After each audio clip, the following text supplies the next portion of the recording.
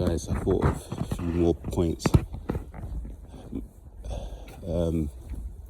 It might get cut out because my phone's been playing up lately. So, one thing that I thought about these narcopaths choose their prey. Sometimes what they look for is a level of like unkempt or untidiness, should I say, in your grooming. Like I sometimes like just having like one collar out or one sock tucked into my tracksuit. But they look for those things where it looks like, you know, where you get dressed hurriedly. So you might not pay attention to small details. They might just pick up on those very, very minute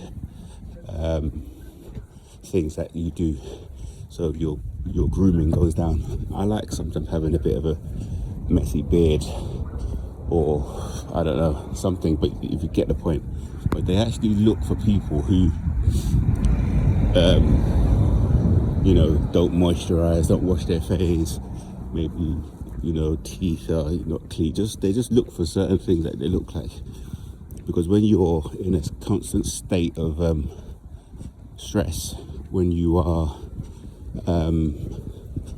in this fight or flight mode that they put you in, you tend not to pay attention to certain things. So you might, maybe not clean a certain area of your body, maybe it's a bit of cream you don't rub in, well, you don't comb your hair a certain way.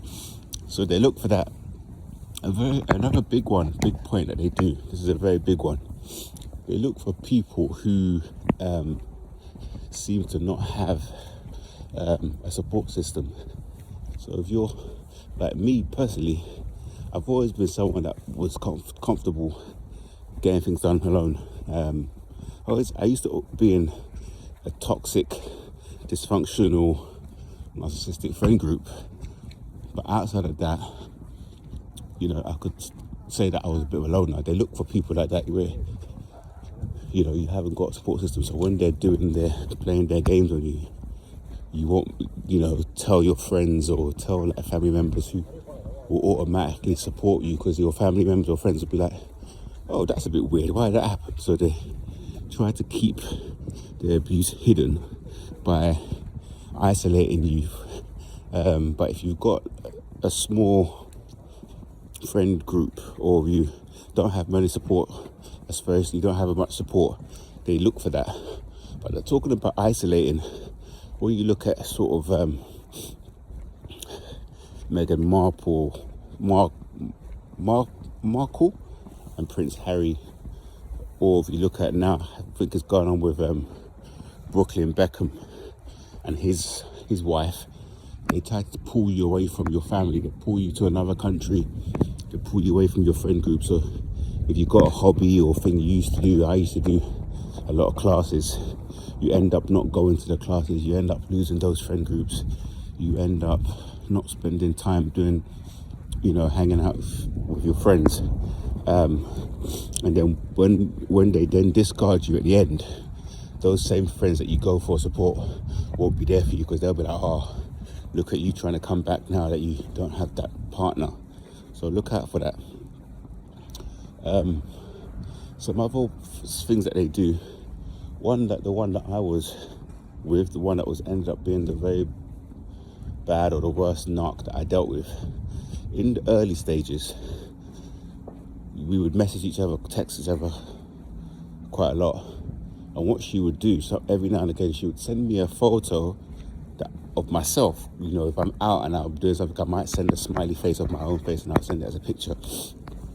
Guys, be careful with sending out naked pictures of yourself or your face to people in this modern time. A lot of pictures that you send to people, they use it as revenge porn. They save it, they mock you, they start up abuse groups. I've had this before, where they'll make a fake Instagram, and all your people who don't like you are on this Instagram, and they're sharing pictures of you, mocking you, laughing you. They're actually have nothing in common. The thing they've got in common is their dislike for you, which just shows you how low down, dirty and sad these people are. So yeah, try not to send out personal information, personal pictures, naked pictures of yourself to anybody in this new time. Even if you're married, it doesn't matter. People are very weird these days. So that used to happen. So what she would do, she would distort the picture of my face and send it back to me. Now, I was in a bike accident recently. I split my lip, broke my tooth, whatever. But I am tall. I'm 6'3". I'm quite tall. I don't know if that gives you an idea of how tall I am, but I'm quite tall, and I've always been lucky to have a clean face. I've never had any issues with my appearance. But she would actually send back a picture of my face distorted. She would like pull a piece of my skin out or change the angle of my eyes. So that's one thing they will do. And when you sort of say, oh, that's not funny, why are you sending a picture? They'll say, oh, you can't take a joke. You're too serious, I'm just playing. So they like this sort of plausible deniability. That's a big one with people. With these people, they want an opportunity to do stuff to you, and they want to. I never noticed this building before. It's actually like a really cool like flats, like converted. It looks quite nice. Like I love that up here. I didn't see that before. Like quite new. Yeah, they would do stuff like, oh, it never happened. Oh, my phone died. I was out cheating on you last night. My phone died. Or I went with this friend. My friend is sleeping at my house, so you can't come over. Just things that you always question the gaslighting. You're always sort of questioning things, and you're like double guessing yourself, doubting yourself. But they always do that. But yeah, when you complain, they'll say that they're just joking. But guys, don't let anyone even joke with insult you in a joking way, or your face or your appearance.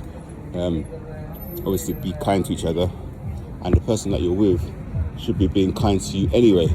You shouldn't have to even think that.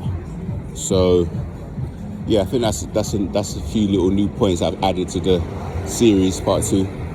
So take care, see you soon, peace.